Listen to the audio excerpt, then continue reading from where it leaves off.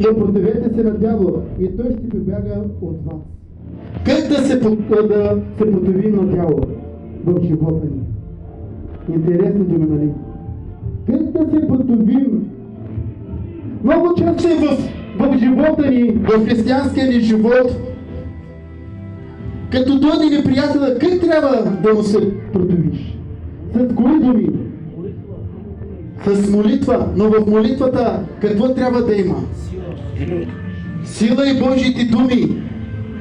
За заключение накрая ще прочетем тези стихове да се насърчим.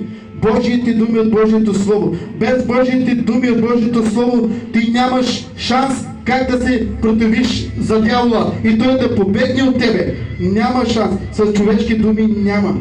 Само с думите на Господа, което чрез Божието Слово имаме власт и авторитет на небето и на земята да се противим на неприятеля.